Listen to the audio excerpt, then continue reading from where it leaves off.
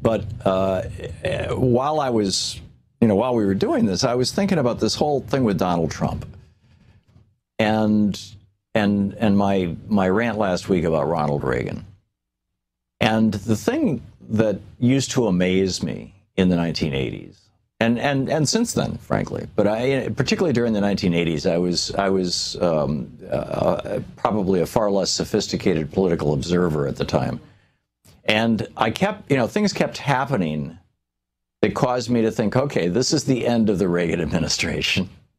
I mean, keep in mind, Ronald Reagan had more senior administration officials arrested, indicted, prosecuted, whatever, for felonies, for actual crimes, than any other president in the history of the United States.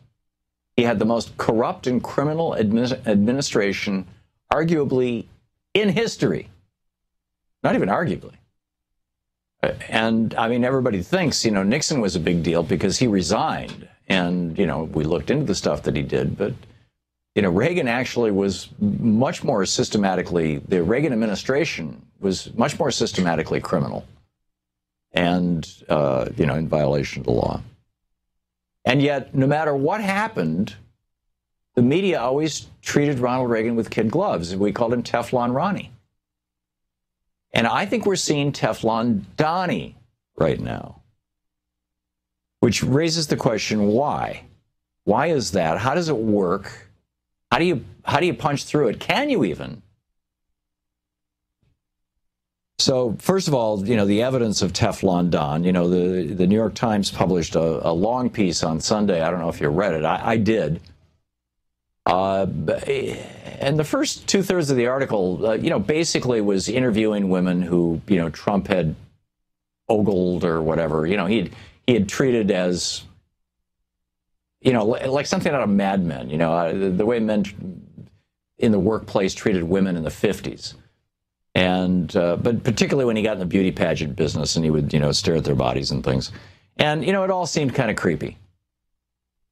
And then you get to the end, and it talks about how there's these number of women that he's actually promoted and given a lot of power to in a construction industry that virtually has no women in it and all this kind of thing. And I thought, when I was all done reading it, I thought this article isn't going to, I don't think this is really going to hurt him all that badly. It's not a scandal. And in fact, that's the case. It doesn't seem to be hurting him at all. In fact, Reince Priebus on Sunday went on Fox News and said, voters don't care. He said, in fact, I quote, people don't care. The question is who's going to bring an earthquake to Washington, D.C. So the message of the Republican Party in this election cycle is identical to the message of the Republican Party in the 1980 election cycle. And again, for those of you who might have not even been born in 1980, I was there. And the message was, we're going to shake up Washington, D.C. Ronald Reagan is an outsider. He's never been a senator. He's never been a congressman. He hates Washington, D.C. Send him to Washington, D.C. so he can shake it up. And he's way out there in California where, and he shook up California pretty good. He'll shake up D.C. And, the message that they're using now to promote Trump is he's going to shake up D.C. Now, personally, my experience of earthquakes in Washington, D.C. is that they're not really useful. We had one on the air, actually, when we were at our older building, which swayed back and forth. I think that they might have been fracking, within 100 miles or so here, and I think that they've stopped that fracking. I've heard different reports on that. But, so anyhow.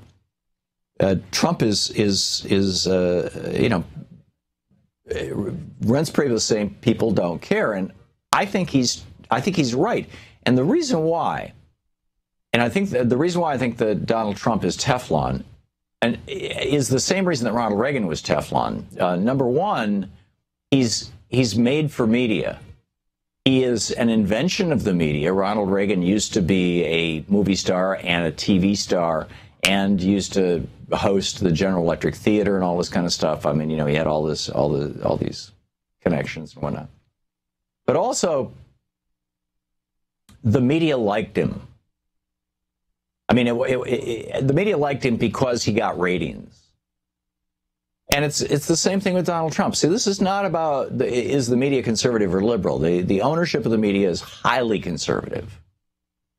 And once people become, at the $1 million a year level, which is of income, I'd say probably as a minimum, which for the networks, means being a full-time person on the air, for the big television networks. I would suggest that basically conservative, liberal, Democrat, Republican, it almost doesn't matter because basically you're part of the establishment, and you've got to look out for the interests of your network. So as long as Trump provides, candy for the media, as long as he can, dominate every news, they're talking about these tapes that were released last Friday of Donald Trump pretending that he's somebody else. Again, it was like, oh my God, it's going to be a scandal, so bring him down. He lied to a reporter. Now it looks like it was Donald Trump himself who released the tapes to grab the news cycle and change the conversation away from something that he didn't like maybe something positive about Hillary Clinton or Bernie Sanders, or something negative about Donald Trump. So I think that the media defines popularity. They do it based on celebrity because the media is all about celebrity. They create and maintain that Teflon surface. And so the question is, will Trump stay on good terms with the media long enough, and I think absolutely will. To watch more clips from our programs, hit the Watch More Videos button over here. And please be sure to hit the handy-dandy subscribe button so you'll always be up to date. Tag, you're it.